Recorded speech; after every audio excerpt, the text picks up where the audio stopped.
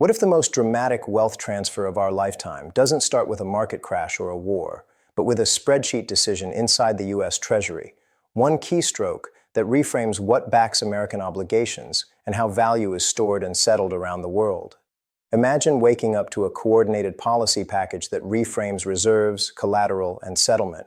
Gold marked to reality, a new class of digital reserve instruments floated into existence, and a bridge ledger handling the cross-border plumbing, so friction drops to near zero. Not a fairy tale, not a conspiracy, an exercise in monetary engineering that countries have practiced for a century. Reprice the collateral, restructure the liabilities, and redirect the pipes money flows through. If that sounds abstract, stay with me. By the time we're done, you'll see why the United States could pursue a tri-asset reset, gold plus a digital reserve basket plus tokenized treasuries, and why the rails that connect it, tech like the XRP ledger, matter more than most realize.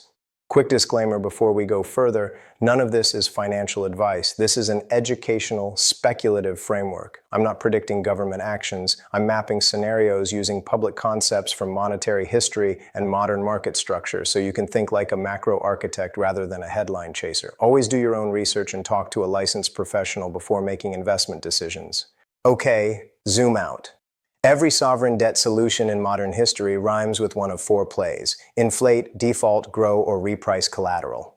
The US can't default outright without detonating the global funding market. Pure growth isn't fast enough when interest costs alone are eating a giant share of tax revenue. So what tools remain? Controlled inflation, already happening, and collateral repricing, changing what backs obligations and what price the backing is recognized at. That was the quiet magic of 1933, gold revaluation domestically, and 1971, the external gold link severed. Not moral judgments, just mechanical pivots.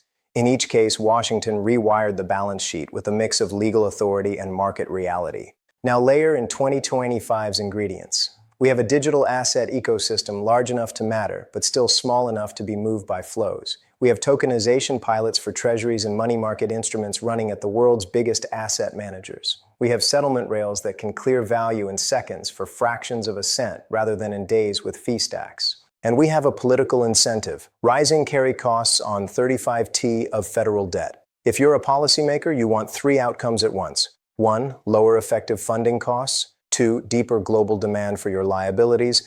And 3, flexibility to absorb shocks without panics in the banking system. A tri-asset reset aims at all three. Here's the scaffold. Pillar A, collateral remark. The US officially recognizes a market-adjacent mark for its gold reserves for internal accounting purposes.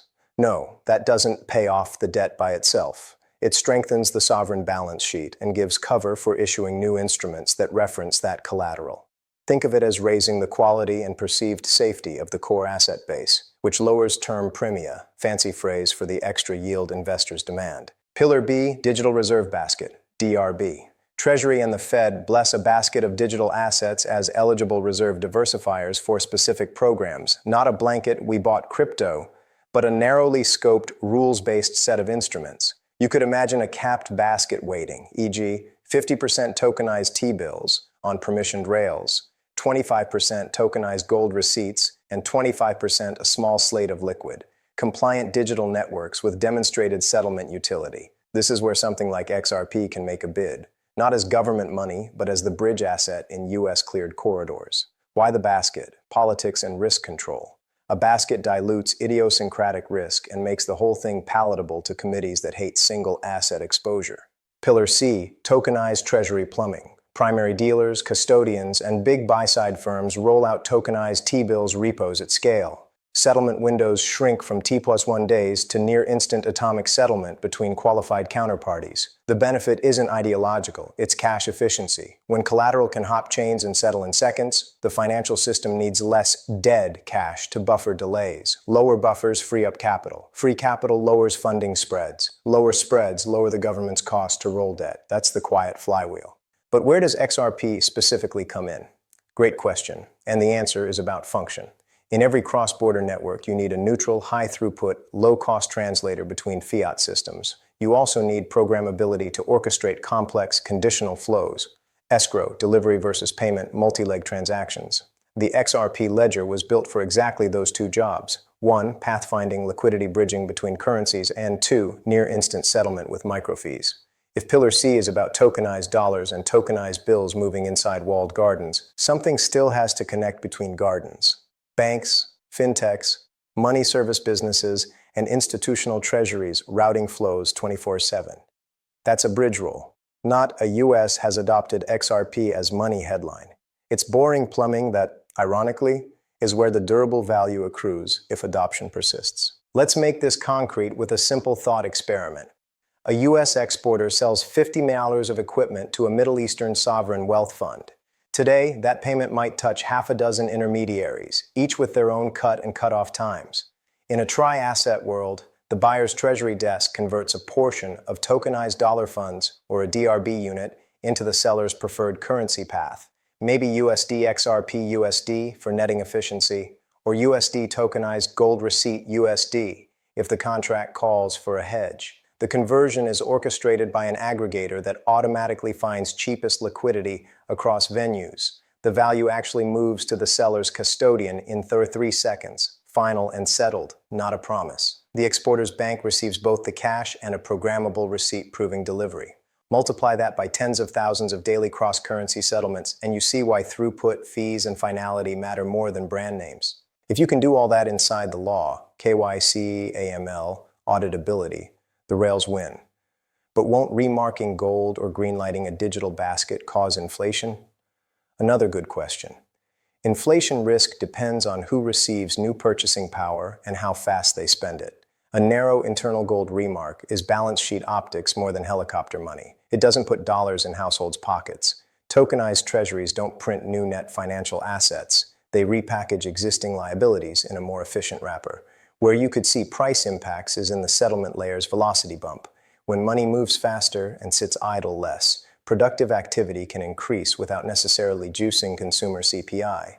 And if a bridge asset appreciates because of greater transactional demand, that's a market repricing of a utility token's role, not a direct injection into grocery budgets. Here's the subtle part almost no one discusses. Who captures the spread that used to be eaten by time, friction, and float? In today's system, correspondent banks and archaic infrastructure siphon that spread. In a tokenized, bridged world, the spread accrues to A. Liquidity providers who actually make markets between tokens, charred fiats, B. Holders of the network assets that route the payments, if fees are burned or paid in kind, and C. The sovereign issuer whose liabilities circulate more efficiently and thus, more cheaply. That trifecta explains why governments are warming to tokenization and why institutions are quietly trialing bridge networks. There's hard economic value to capture, not just narrative sugar. One more piece, credibility. Any debt reset, even a soft technical one, lives or dies on trust. That's why you shouldn't expect a splashy crypto pays the debt speech. Expect plumbing upgrades and accounting changes wrapped in dry language about efficiency, resiliency, and settlement modernization. Expect pilot after pilot to become industry standard. Expect a regulatory perimeter that looks strict from the outside, but is actually a green light for scaled participants inside. If you can see the chessboard, you're early. If you only watch headlines, you'll think nothing changed until everything has. Let's slow down and look under the hood, because if you think this $35 trillion reset talk is just internet chatter, you're missing the deeper game being played. The United States is not a random player in the financial casino. It's the dealer, the house itself. And when the house starts adjusting the rules of the game by revaluing assets, shifting accounting, or introducing new instruments, it's not theory, it's strategy. America officially values its gold reserves at $42.22 per ounce. Let that sink in. Gold trades at nearly $3,000 in real markets today, but on the US balance sheet, it's booked as if we were still in the 1970s. That's not an accident, that's an option. With one executive order, the Treasury could announce, we now recognize our gold at market value. And just like that, trillions in new assets appear on paper overnight. Does that magically erase $35 trillion in debt? Of course not. But in financial chess, perception often creates reality. Markets respond not just to numbers, but to signals, and a revaluation is the ultimate signal that the reset button has been pressed. For XRP holders, the lesson is clear. If governments can reprice something as old school as gold in a single stroke, what do you think they can do with digital assets designed for speed, liquidity, and settlement? Now shift to Bitcoin. On the surface, it looks laughable to think Bitcoin could cover America's debt. With only 20,000 BTC on record, The math explodes into fantasy numbers.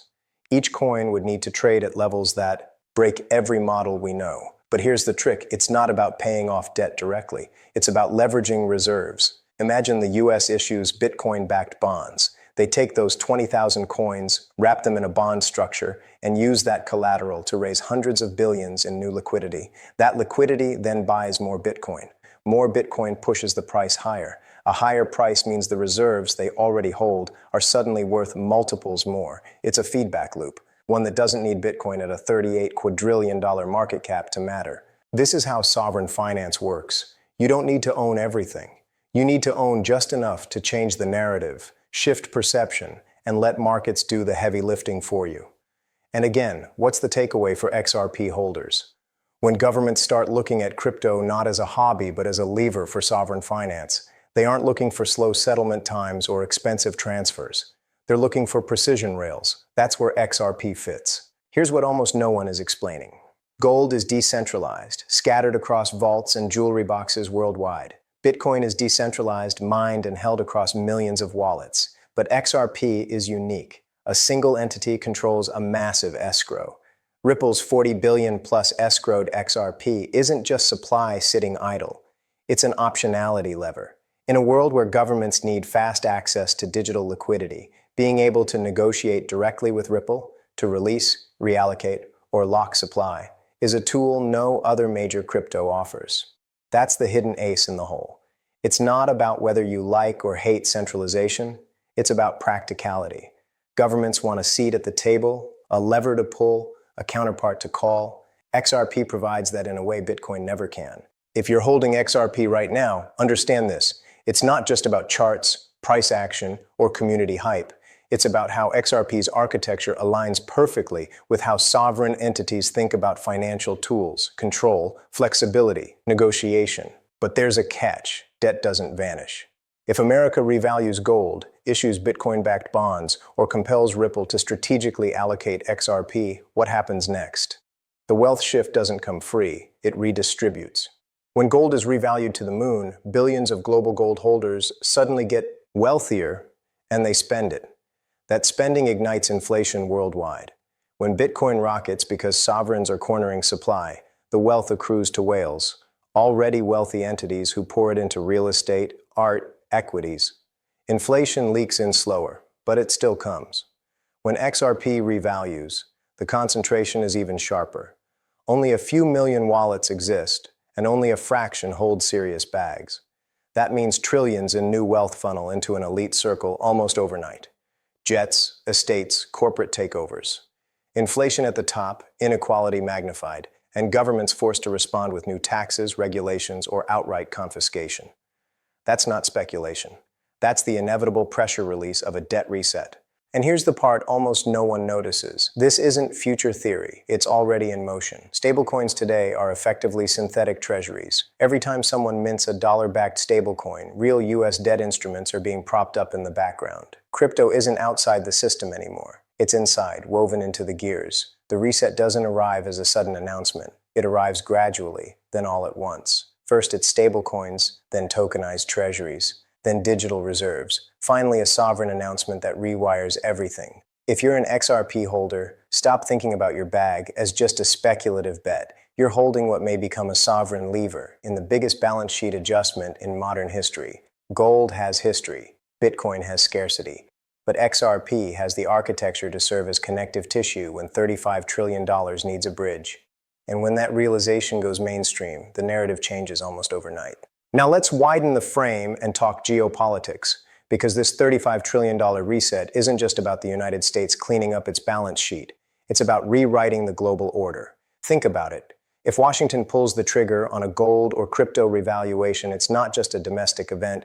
Every central bank, every sovereign wealth fund, every financial institution on earth is forced to respond. And the reactions won't all be friendly. Look at China. They've been quietly accumulating Bitcoin for years, not because they want to replace the yuan with it, but because they understand the geopolitical chessboard. They know that if the United States ever tries to weaponize Bitcoin as a reserve tool, they'll already have a seat at the table. El Salvador went further, making Bitcoin legal tender. The UAE is experimenting with sovereign Bitcoin purchases.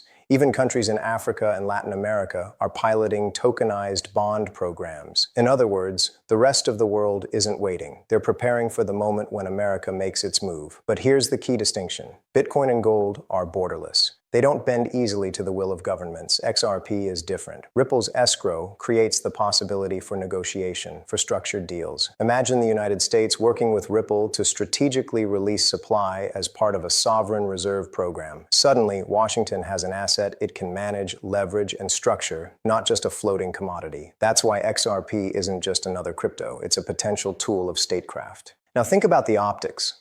If the US government publicly acknowledges that it's holding XRP in reserves or using RippleNet to settle cross-border transactions, what happens to the rest of the market?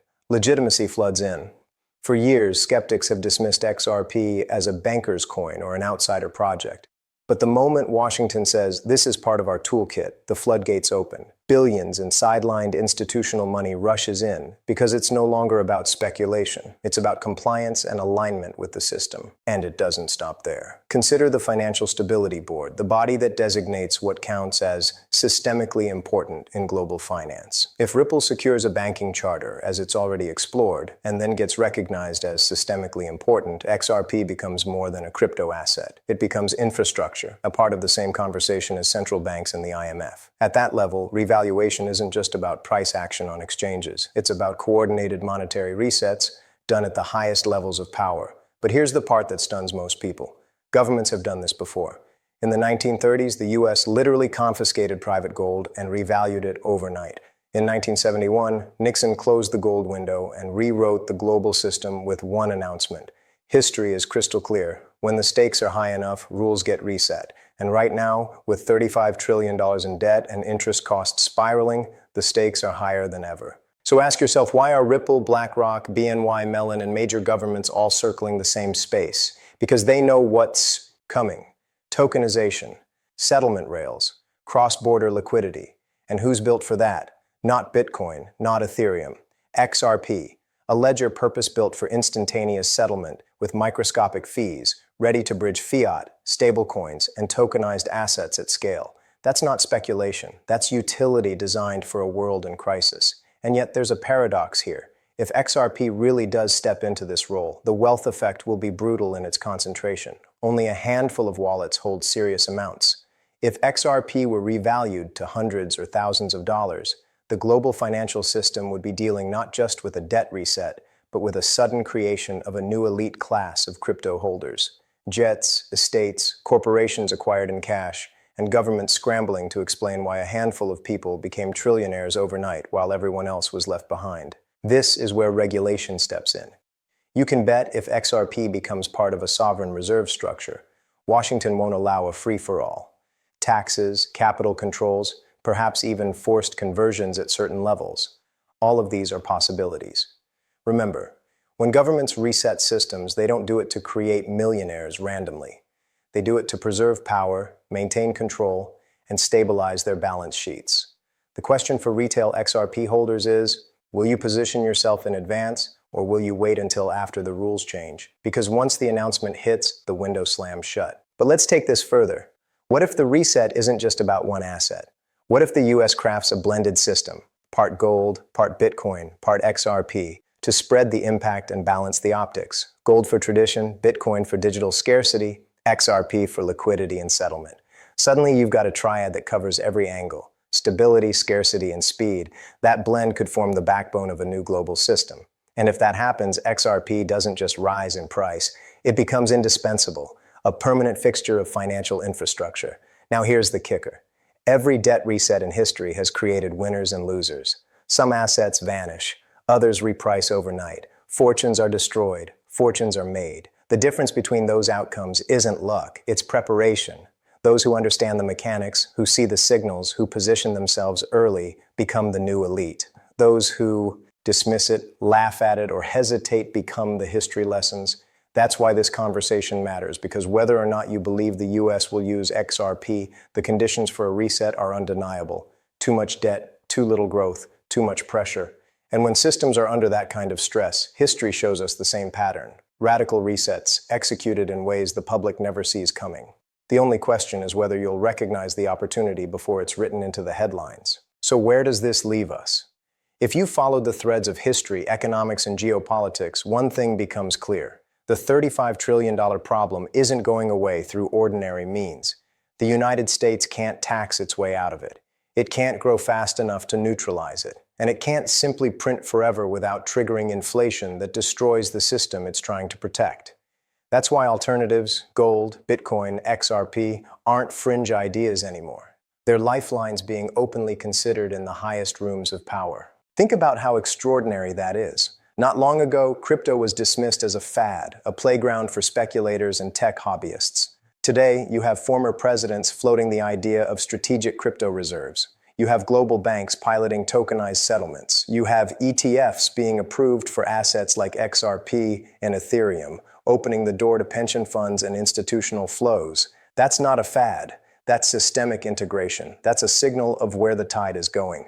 But here's the paradox. Every potential path, whether it's gold, Bitcoin, or XRP, carries consequences that ripple far beyond balance sheets. Gold revaluation could ignite a global inflation wave, lifting billions but destabilizing economies. Bitcoin revaluation concentrates wealth in the hands of a narrow elite, creating social tensions and geopolitical rivalries. XRP integration, because of its escrow structure and supply concentration, could birth a brand new ultra-elite almost overnight, forcing governments to manage fallout carefully.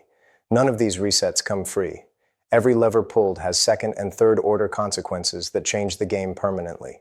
And yet that's exactly why XRP keeps standing out. Unlike gold, it's programmable. Unlike Bitcoin, it's efficient and settlement ready. Unlike fiat, it's transparent and finite. Its very design, speed, scalability, near zero fees, and the ability to tokenize anything makes it the asset most aligned with where global finance is heading. Tokenization of everything, real-time, settlement of everything, interoperability between everything. If the US is going to weave crypto into its reset plan, XRP is the logical choice to serve as the bridge. Now imagine the moment the announcement comes. Picture the headline flashing across every screen in the world. United States adds XRP to strategic reserves in $35 trillion debt reset framework. What happens next? Markets freeze. Traders panic and pile in. Prices skyrocket in seconds. But beneath the chaos, something much bigger is happening. Legitimacy is being stamped onto a ledger that was once ridiculed by the mainstream. Billions in sidelined money suddenly has permission to flood in. Sovereign wealth funds, central banks, insurers, pension funds, entities managing trillions are no longer restricted by fear of regulation or lack of legitimacy. They're invited to participate. That tidal wave of capital makes the bull runs of the past look like ripples in a pond. But here's the part retail investors rarely grasp. By the time the headline drops, it's already too late to position yourself. That's why understanding the signals matters. Watching the lawsuits, watching the ETF filings, watching Ripple's partnerships with banks and custodians, watching how governments are talking about stablecoins, digital bonds, and reserves. These aren't random stories. They're breadcrumbs leading to a very specific destination. And the ones who follow them early are the ones who'll be standing on the other side of the reset with life-changing wealth. Of course, skeptics will say this is impossible. They'll argue that governments will never allow ordinary investors to profit from systemic resets. But history tells a different story. In every transition, a small group of individuals who saw clearly and positioned early captured extraordinary gains. Think about those who held gold before FDR's revaluation. Think about the early internet investors who bought Amazon when Wall Street laughed at it. Think about the handful of people who bought Bitcoin when it was under $100. Every reset, every paradigm shift has a window of opportunity before the crowd catches on. That window doesn't stay open forever. So the real question is not whether the $35 trillion reset is coming, because math itself makes that inevitable. The question is how it will be executed and whether you'll be prepared when it does. Will it be a gold revaluation triggering an inflation boom? Will it be a Bitcoin-backed bond structure concentrating wealth in whales and governments? Will it be XRP? Integration, creating a programmable, interoperable bridge for the new financial order? Or will it be some hybrid system? Gold for stability, Bitcoin for scarcity, XRP for liquidity. However it's structured, the outcome is the same. Rules reset, assets reprice, and those positioned in advance inherit a once-in-a-generation wealth transfer. And here's something few people consider. When governments reset rules, they rarely telegraph the move in plain language. Instead, they drip signals through pilot programs, partnerships, legal cases, and obscure financial board decisions. By the time the general public realizes what's happening, it's already been engineered behind closed doors. That's why paying attention right now is so critical. Every Ripple partnership, every SEC ruling, every ETF approval isn't just a headline. It's a puzzle piece. Put the pieces together and the picture becomes clear. So ask yourself, where do you want to be when that picture is complete? On the sidelines, scrolling through headlines after the fact, or positioned early, understanding that what looks like noise today is actually the foundation of tomorrow's financial order. History doesn't reward hesitation. It rewards foresight and conviction. If the $35 trillion reset becomes the story of this decade, and all signs point to that being the case, then XRP isn't just another speculative bet. It's one of the few assets engineered to thrive in the exact conditions that crisis creates. Fast, liquid, interoperable, ready to scale with the system rather than against it. And when legitimacy arrives, whether through reserves, ETFs, or designations of systemic importance, the revaluation could be unlike anything we've ever witnessed. That's why this isn't just about price predictions or hype cycles. This is about recognizing the architecture of a new financial system being built in plain sight. The pieces are moving now. The timeline is accelerating now. And the question each of us must answer is simple. Will we recognize the reset before it's written into history books or after? Because when the announcement finally comes, it won't feel like opportunity. It will feel like shock. It will feel like disbelief, and then it will feel like inevitability. The chance to act is not in that moment, it's now, and that's the truth almost no one is explaining. Like, comment and subscribe for more content.